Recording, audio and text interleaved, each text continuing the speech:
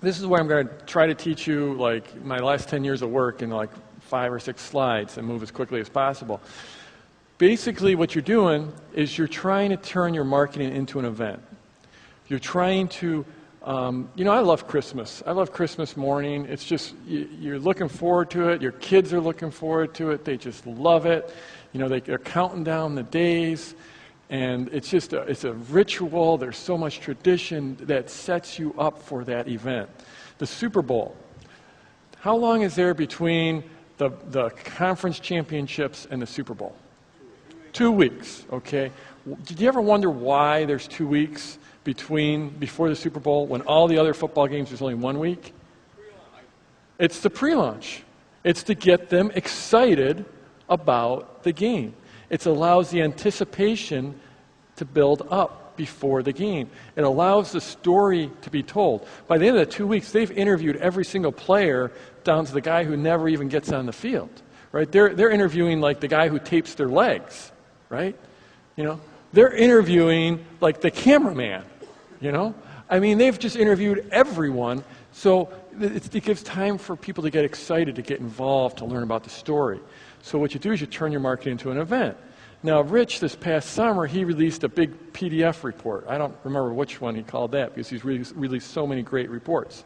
But it was like the Maven thing, right? What was that one called? You're making the Attention Age Doctrine 2. Okay. Well, he told people about that for like 3 months before it came out.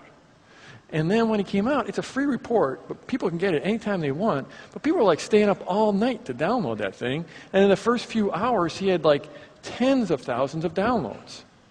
And it was because he spent so much time telling people about it and building up and telling why it was going to be the coolest thing in the world.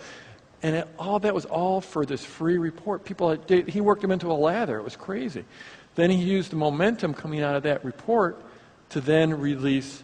I'm giving all his secrets away, but he built people up into this free report. They got so much anticipation, and you know, there's this tension's rising, and all of a sudden he gives them the report, and it's, oh, the tension's easing off, but then bingo, he's instantly into the launch of his home study course and building that tension up. You look at the way like horror movies do it, and I'm not the biggest fan of horror movies, but it's like, you know, you know something's going to, you know the bad guys or the bad creatures like right around the back of that curtain, okay? And just walking along on stage, just getting closer and closer to that bad thing that's about to jump out.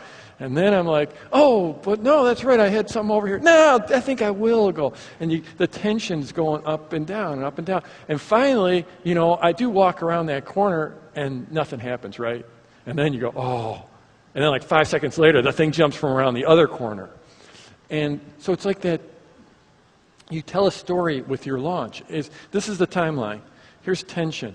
And as you're going along, the tension's building up. Just like in any story, in any novel, or any movie, that tension's building up, building up, building up. And then you usually have a few little jags. And then right on launch day, you give them the opportunity to all of a sudden to buy your product, and that's where the tension release is.